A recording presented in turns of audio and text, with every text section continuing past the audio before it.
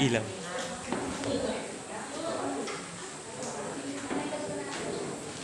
Good morning po. Isang napakagandang umaga sa inyong lahat, mga kapatid. Yan.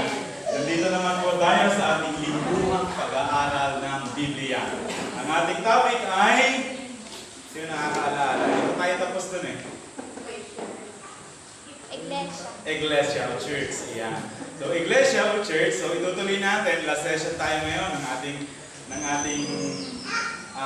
topic or pinag-aaralan na Iglesia. Tayo po muna yung manalangin.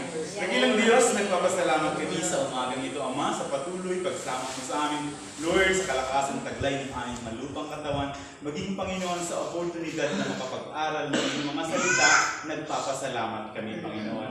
At dinadalangin namin, O Diyos, na ikaw ang magturo sa bawat isa sa amin, sa magitan ng iyong Espiritu, Panginoon, na umuusap sa aming Espiritu, O Diyos. Ama, gamitin mo akong daluyan ng iyong mga salita. Ito po ang aming dalangin sa pangalan ni Jesus. Amen. So yung church, nakita natin ang mga pag-aaral natin na yung church is not a building. It is not a place. Ayan, yun yung church. At yung church, nung last Sunday, ang ating nakuha sa church ay, ang church ay isang pamilya, household, body of Christ.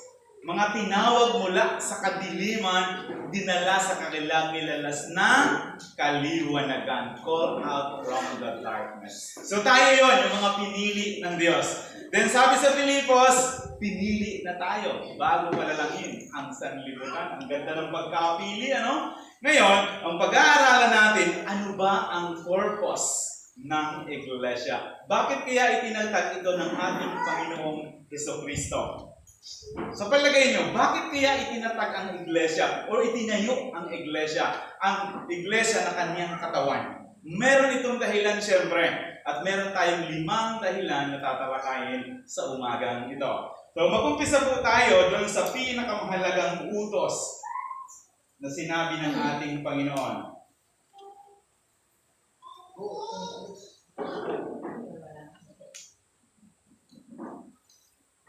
Sa Matthew, chapter 22, verse 37 and hanggang 39. Sumagot si Jesus, ibigin mo ang Panginoong Diyos ng buong puso, ng buong kaluluwa, buong pag-iisip. Ito ang pinakamahalagang utos sa 39. Ito naman ang pangalawa, ibigin mo ang iyong kapwa gaya ng pag-ibig mo sa iyong sarili. So ito yung kautusan na ibinigay sa atin ng ating Panginoon at ang buong kautusan ay nakasalig dito. Ulitin natin. Yung unang salita, ibigin mo ang Diyos. Diba? Ibig sabihin, kapag mahal mo ang isang bagay o ang isang tao, ito yung most priority sa ating buhay. So kaya yung unang utos, ibigin mo ang Diyos. So kung gagawa tayo para sa Diyos, because of mahal natin ang Diyos. Ayan. Kung ginagawa natin ang isang bagay, sang-ayon sa ating pag-ibig, hindi tayo mapapagod. Diba? Kasi gustong-gusto mong gawin. Diba? May excitement kang gawin ang isang bagay because mahal mo ito. Ang unang utos ay, ibigin mo ang Diyos ng buong puso, buong pag-iisip, at buong kaluluwa. Ayan. So, yung lahat ng yon, yung mga susunod doon sa ilalim lang. Ibigin mo yung kapwa because iniibig mo ang Diyos. Then yung second na command ay ibigin mo ang iyong kapwa gaya ng pag-ibig mo sa iyong sarili. Kung mapapansin natin dito, huwag natin kakalimutang ibigin yung ating sarili. Kasi, hindi ka naman makakapagbigay ng pag-ibig sa iba kung hindi mo minahal ang iyong sarili, di ba? So, dapat balanse. Matutunan nating mahalin, pahalagahan, alagaan ang ating sarili, alang-alang sa Panginoon, at gayon din ng ating kapwa. Then, may kasunod dito, yung sabi ni Pastor, yung the Great Commandments. Dito nakapaloob ang misyon ng Iglesia. Una, ibigin ang Diyos. Pangalawa ay kasunod, ibigin ang iyong sarili, ang iyong kapwa, gaya ng pag-ibig sa sarili. At ang sunod, itong the Great Commandment. Ano ba yun? Yung pinakadakilang atas.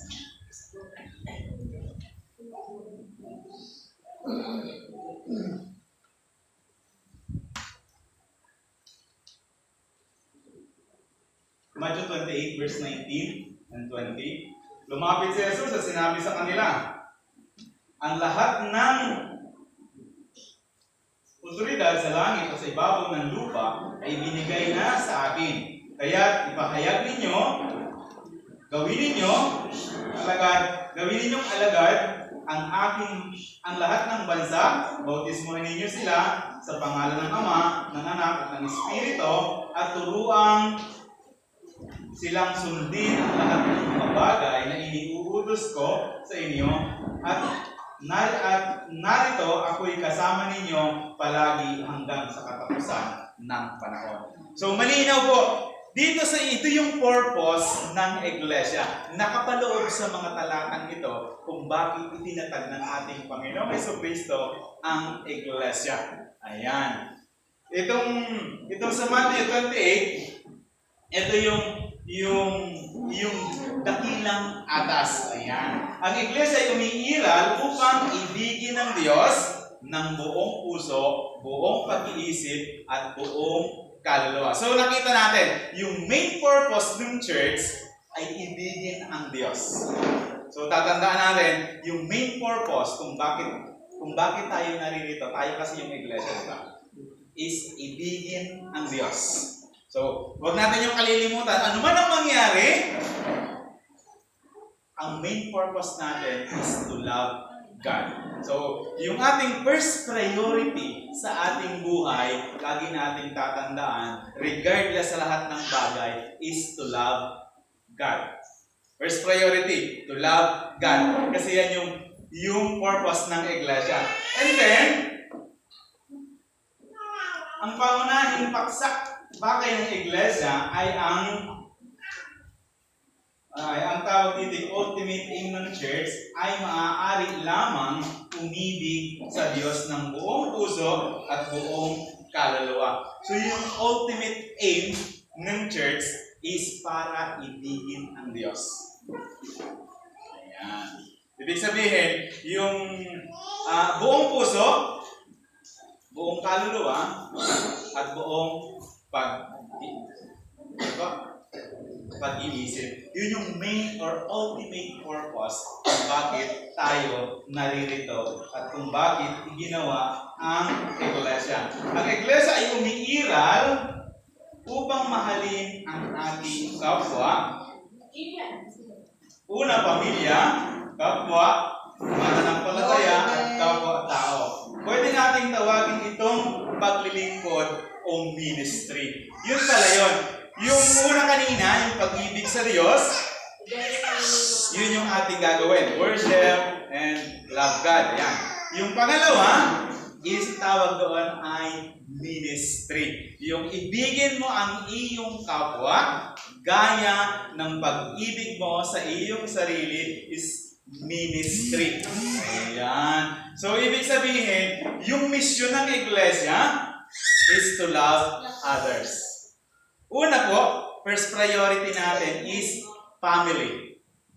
Ayan. Unang-una nating mamahalin, family. Yung first ministry natin, family. Pero pansinin natin, yung sinundan ng family ay self. Ibigin ninyo ang inyong kapwa gaya ng pag-ibig nyo sa inyong sarili. Your first ministry is yourself. Yun yung ating unang ministry. Alagaan natin, palakasin natin ang ating sarili. Next is family. Ayan. So, ingatan natin yung ating sarili. Then, susunod ay family. Siguro, ang unang-una natin babahaginan ng salita ng Diyos, kasi yun yung pinakamahalagang pag-ibig, yung ibahagi ang kaligtasan sa ating kapwa. Ang unang-una natin dapat mabahaginan ay family. pamilya. Kapatid, anak, magulang, at lahat ng pinakamamahal natin sa buhay. The next is yung sunod na malapit sa atin, close friends, relatives. Yun yung unang target ng ating ministry. Ayan. Then, kung natapos na natin lahat ng yon, pwede na tayong lumabas sa iba. Ayan. So, yan yung sunod-sunod, ano? Ulitin natin. First ministry, sarili. Sunod pamilya. At sunod sa labas ng ating pamilya. Ayan. Ang iglesia ay umiiral upang humayo, ibahagi ang mabuting balita ng kaligtasan. Maaari nating tawaging ebanghelyo o evangelism ang misyong ito na ay nakatuon sa mga mananampalataya. So ito yung susunod na ministry ay yung dun sa Matthew chapter 28, yung Great Commandments kanina natin binasa, na humayo. After nagawa natin yung ating ministry sa ating sarili, sa ating pamilya, sa ating mga kaibigan, ang isusunod natin yung humayo naman tayo. So, no exemption pala to, ano? Kapag ikay naging kabilang ng iglesia, hindi lang si pastor yung nahayo, hindi lang si kapatid, hindi lang yung mga elder, hindi lang yung mga naunang iglesia, naunang mga miyembro, kundi lahat pala ay inuobliga ng ating Panginoong Jesucristo na ibahagi ang mabuting balita. Ibig sabihin, kung hindi natin ito nagagawa na magbahagi ng mabuting balita, kulang pa yung ating ginagawa. Ayan. So, ang mahalaga sa bawat, kung may pagkakataon, ay maibahagi natin ang salita ng Diyos. Sabi ni Apostol Pablo, napapanahon man o hindi. Ayan. Ibig sabihin, sa mga kwentuhan, sa mga kumustahan natin, ipilit natin isingit ang pag-ibig ng Diyos. Because that is our mission. Kung bakit tayo tinawag ng Diyos. Ayan. Malinaw pala na hindi lang basta itinatag yung iglesia, kundi meron itong dakilang atas na gagampanan. Ayan. Pang-apat, mabilis tayo, no? So, kumuha tayo ng isang verse dito sa pangtatlo. Gawa 8. Subalit tatanggap kayo ng kapangyarihan pagbaba sa inyo ng Espiritu Santo at kayo'y magiging saksi ko sa Jerusalem, sa buong Judea at Samaria at hanggang sa dulo ng daigdig. Kung mapapansin niyo itong mga lugar na ito ay pamula doon sa kanilang pinagmulan, yung pinakamalapit hanggang sa palayo ng palayo, hanggang sa dulo ng daigdig. Tingnan natin, i-reword natin sa ating sa ating pamumuhay, i-apply natin. Pamula sa ating pamilya, papunta ng kapitbahay, papunta sa malayo-layong kapitbahay, at kung may pagkakataon hanggang sa dulo ng daigdig, sapagkat yun yung mission ng iglesia. Ang sabi ito ng ating Panginoong Jesucristo, kayo'y magiging mga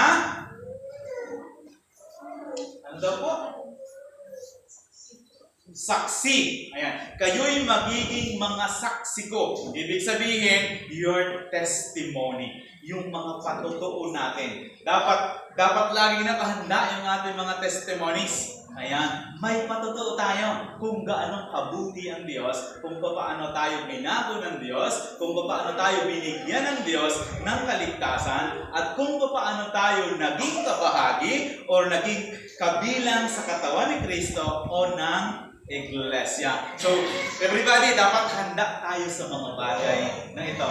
Ayan. Ulitin ko po, kayo'y magiging mga saksi ko. Mula sa Judea, mula sa Samaria, hanggang sa, ang pinakadulo ay sa dulo ng daigdig. Ayan.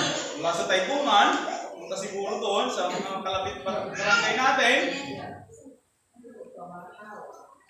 Pang-apat, mabilis tayo. Ang iglesia ay umiiral upang paunlarin ang kapatiran at ang mga mananampalataya, maaari na tayong tawaging kapatiran o fellowship. Ayan. So, isa pa rin sa misyon ng iglesia ay paunlarin ang kapatiran. Ayan.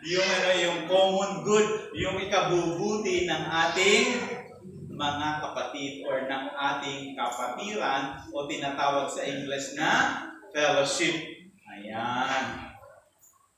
Sa Hebreo 10:25, ang sabi doon, huwag niyong kaligtaan ang pagdalo sa mga pagtitipon gaya ng ginagawa ng ilan, kundi palakasin ang loob ng bawat isa, lalo na ngayong nalalaman nating nalalapit na ang wakas. So, ibig sabihin, mayroon din pala tayong pananagutan sa ating mga kapatid. Then, yung ating pagdalo sa pagtitipon ay isang utos ng ating Panginoon. Hindi naman siguro natin nire-required na ating dumalo sa lahat ng gawain, pero ito yung utos ng ating Panginoon sa pamamagitan ng aklat ng Hebreo.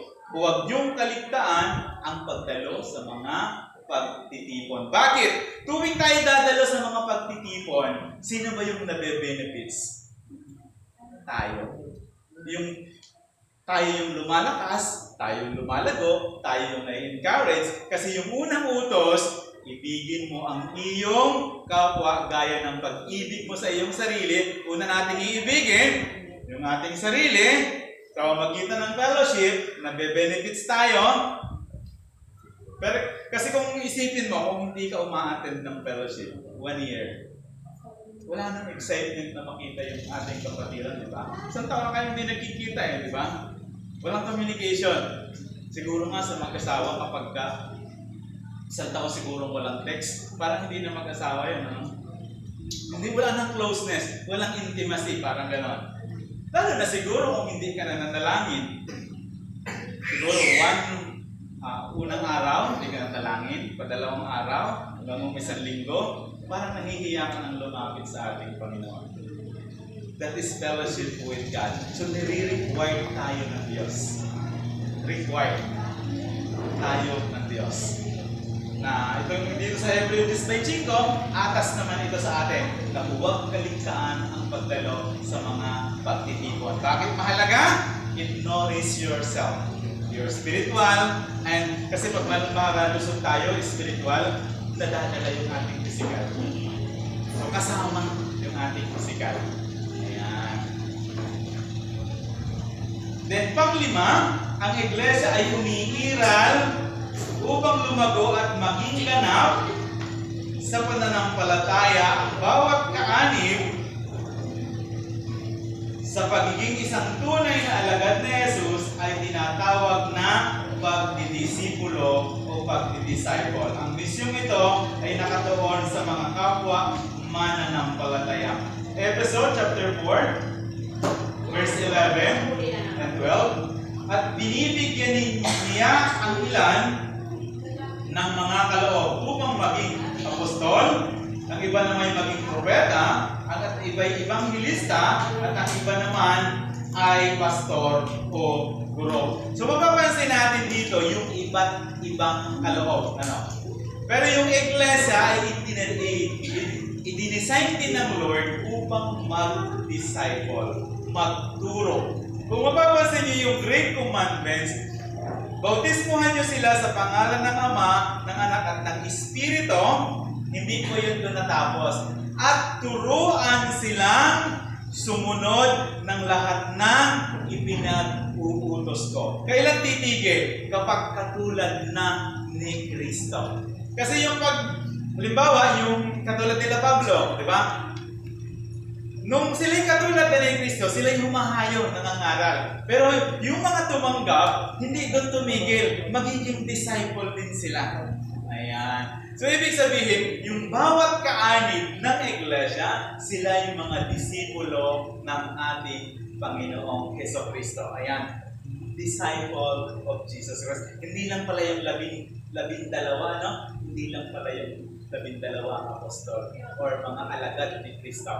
Hindi lang yung labindalawa, kundi gawin ninyong alagad ko ang buong mundo. So, ibig sabihin, at turuan silang sumunod ng lahat ng ipinag-uutos ko. Yung pattern dito ay magkaroon tayo ng, kumbaga sa panahon ngayon, is recapping.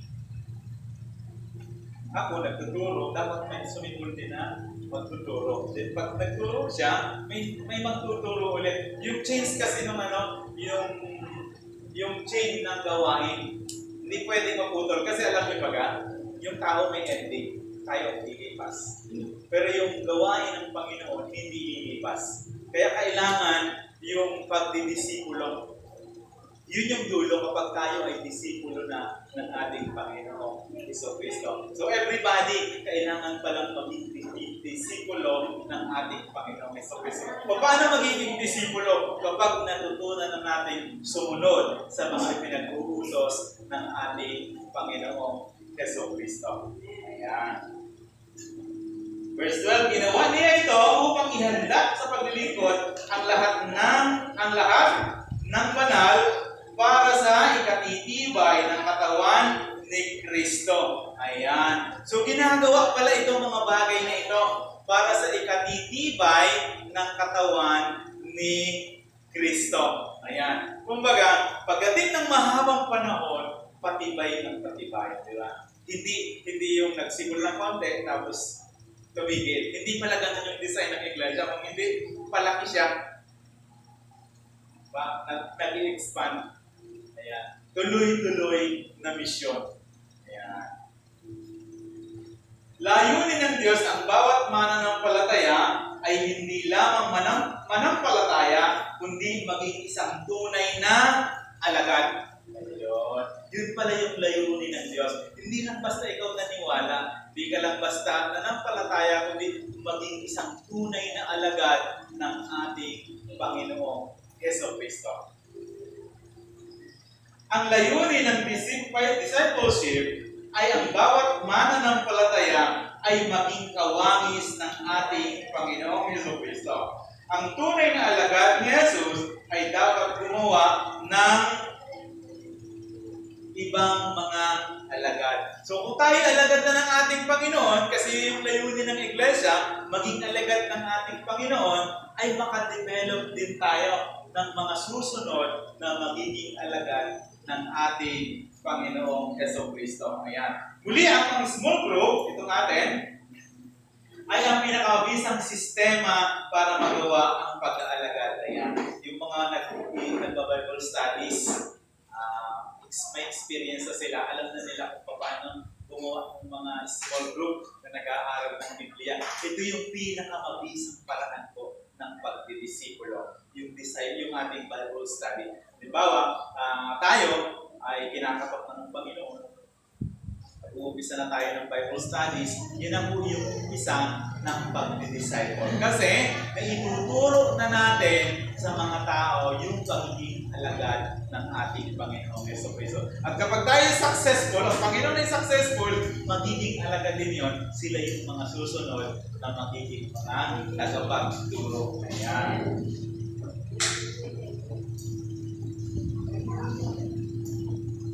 Dito ay mayroong accountability na tumulong upang maging responsable tayo sa gawaing espiritual sa paglago kagaya ng devotion, memory verse, prayer, at witnessing, at iba pa. So, sa discipleship po, dito natin matututunan naman yung pag-aaral ng Biblia, devotion, pananalangin, at pagbabahagi ng salita ng Diyos. Kapag napapractice natin yung mga bagay na yon, nagagawa natin ang ating vision.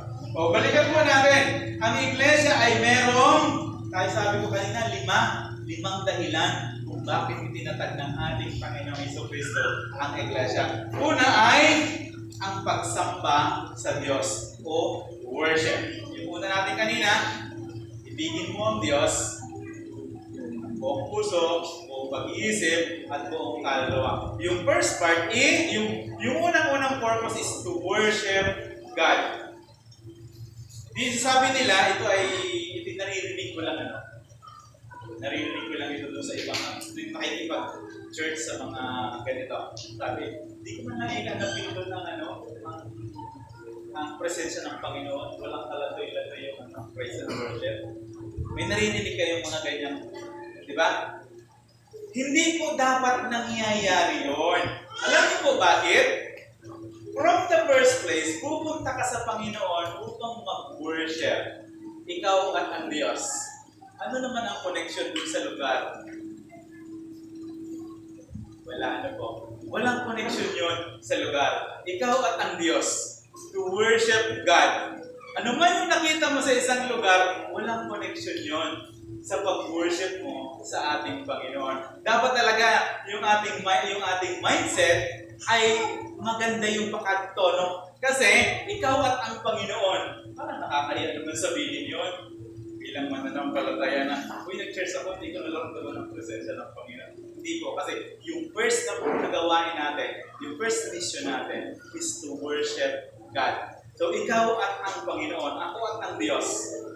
So, pag tayo nag-worship sa Panginoon, mararamdaman natin ang presensya ng ating Panginoon. Ito pa, hindi lang sa church nag-worship sa ating Panginoon. Pagkagising natin sa umaga, dapat mag-umpisa na tayo ng worship. Kasi ito yung unang mission natin, magpuri sa Diyos.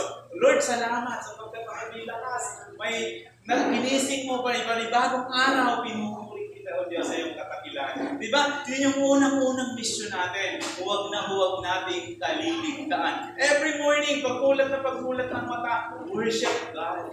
Ayan. Hindi lang po yung mga bagay na yan.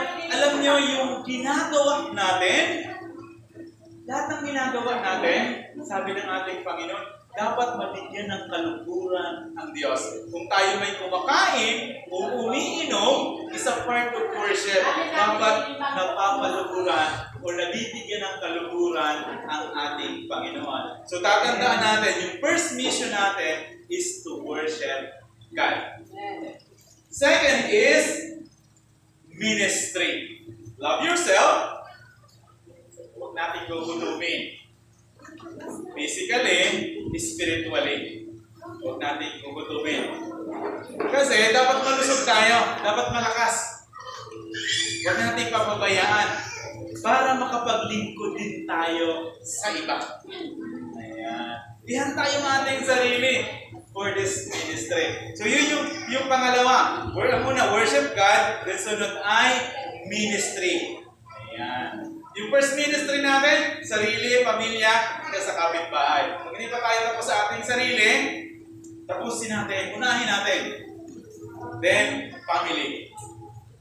Pagkatapos tayo sa family, kapitbahay, kaibigan, kamag-anak. Then, patatlo is evangelism. Yung bahagi ng mapaghayo. Yung testimony. Yung witnessing. Ang tinawag baga tayo ng Diyos para maging saksi ko. Sabi ng ating Panginoon. Ang tawag sa English, witnessing. Nagpapatutuo tayo tungkol kay Kristo. Yung mga alagad, alam niyo po, nakita nila ang ating Panginoong Kristo. Kaya kahit buhay nila, ibinigay nila sa pagpapatutuo. Kung mababasa niyo yung mga kasaysayan nila Peter, nila James, nila Pablo, pati buhay nila, ibinigay nila para magpatotoo, witnessing. Then pang-apat ay yung fellowship o kapatiran. Itong pagdala natin, ito ay isa pa rin sa ating gawain. Utos ito ng Diyos. Diyan ay sa Hebreo 10:25, huwag kaliligtaan. Ayan. Then pang-lima, pagdidisipulo or pagtuturo or pag-Bible studies or pag hindi lang naman kasi yung mga formal Bible studies ang pwede natin gawin. Kahit yung mga one-on-one sa kwentuhan, maibahagi natin yung salita ng Diyos at tuloy-tuloy nahuhulog yung ating sarili, pati yung ating kausap, that is discipleship. So yan, yung 5 mission kung bakit tinatag ng ating Panginoon ang iglesia. Ang mission natin is pang walang hanggan ito. Walang tapos. Ang tapos nito, pagbalik ng ating Panginoong Kristo. Kahit lumipas yung ating panahon, yung mission tuloy-tuloy. Ulitin natin. Yung first mission ng church ay worship God. Next is ministry. Next is Pang-apat po ang evangelism. Ay, pang-tatlo pa lang. Then, ang pang-apat ay fellowship. At pang-lima ay discipleship. Ayan. Any question? Meron po kayong katanungan? Ay, ano lang po, nais nating dagdagan yung mas klaruhin natin. Yung first ministry ay yung ating sarili, ano po? Opo. Worship God, first ministry. Pangalawa yung ano po, yung ating sarili, ingatan natin. So, alam po natin na ang pinaka-purpose ng Panginoon ay tumutukol po ito doon sa avoid any kinds of sin. Ano po, na nakalalasan sa aking buhay. Yun po yung pinaka-purpose po doon. Kasi katulad po nung kasi baka mag-interpret tayo, kaya nga kumain, mahal mo lumain sa sarili. Kaya ako tulungan po doon, mahal mo sa sarili ko. Mga ganon. Kaya nga ako ay hindi nagtatrabaho ng gusto tayo sinisima po sa sarili ko. Kung makinis, interpret po tayo pa ganon. Kasi kapag nung isang tao na pinanong, kasi hindi siya natutulog. Madalas hindi siya matutulog. Ang tanongin, Brad, bakit hindi ka matutulog? Ang sabi ganito, mahal ko ang sarili ko, kaya binabantayan ko ang sarili ko, kaya hindi ako natutulog. Ano pa? Ang ano naman ito, ang tinatulog ko ito ng mga kapatid. Kasi pag gagawin ginawa mo, magkakasakit kaya. Kaya purpose po doon, kahit mahal natin ang ating sarili, mahiwasan natin yung bawat pagkakasala o kasalanan na sinasabi ng mga nakasulatan na makasinsira sa buhay po natin. Nakakabal ko sinabi na tinuro ang aming kapatid ng nakaraan, we are the temple of the living God.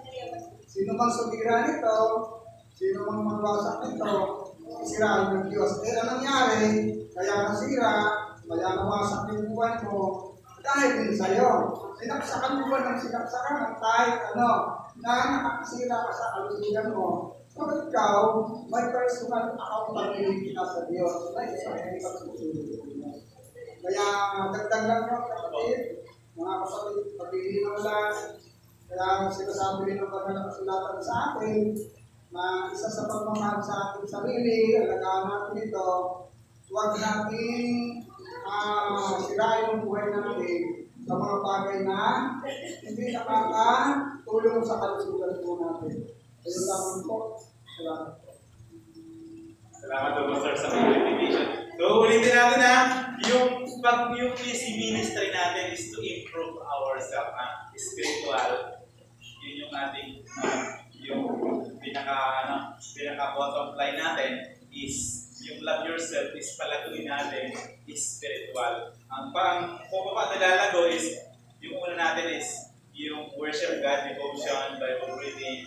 Sa mga bagay na yan, inaalagaan natin ang ating sarili. Meron pa po? Sige po. May tanong po, bago po tayo lumayo, bago tayo mag-ibang sa iba, pamilya muna natin, di ba? Paano kung isang bangko na gusto po natin mag-ayos sa ating kapatid, hindi nila tanggapin talagang parang ayaw nila. Sama natin sa ating sarili yung lalapit tayo sa kanila para magpahayag ng salita ng Diyos, pero wala sa kanila. So, hindi po ba kasalanan yung kung hindi na sila daanan dahil ayaw nilang makinig para ayaw nila makinig ng salita Diyos. Hindi sa iba na tayo na kapatiran ng magpahayag ng salita ng Diyos. Salamat po. Yung ating mga pamilya po, kung nahihirapan tayong ibahagi ang salita ng Diyos o medyo nahihirapan nilang tanggapin ang salita ng Diyos, yung ipag-pray natin, huwag natin kalilimutan sa panalangin. Tapos dapat maramdaman nila yung sinseridad natin. Yung talagang mahal natin sila. Sa mga bagay po na ganyan, kahit hindi na tayo masyado magsalita, mararamdaman nila yung sincerity. Ayan. At kahit siguro pakinig nila, ipag-pray natin para maramdaman nila yung pag-ibig natin. Then kung napapansin nyo na kumukonsumo ito ng mahabang oras yung pagbabahagi, pwede naman tayo magbahagi sa iba. Pero yung family natin, huwag natin kalilimutan. Unang-una po yung prayer. Salamat po. So, ngayon, mamaya ka na, tayo nadalangin. So, tayo muna po yung manalangin. Dakilang Diyos, nagpapasalamat kami, Panginoon, sa umagang ito, Ama, sa mga bagay na ibinigay mo sa amin, Lord. Lord, dalangin namin na magampanan namin ang mga ministry ibinigay mo sa amin. Lord, tulungan mo kami, Panginoon, bagamat sa aming isip, Panginoon, mahirap gawin ang mga bagay na ito, pero nariyan, Panginoon, ang iyong Espiritu na sasama sa amin, magtutulong sa amin, at magbibigay sa amin ng kapangyarihan, kakayanan upang magampanan ang mga bagay na ito. Lord, maraming pong salamat. Ito po ang aming dalangin sa pangalan ni Jesus. Amen.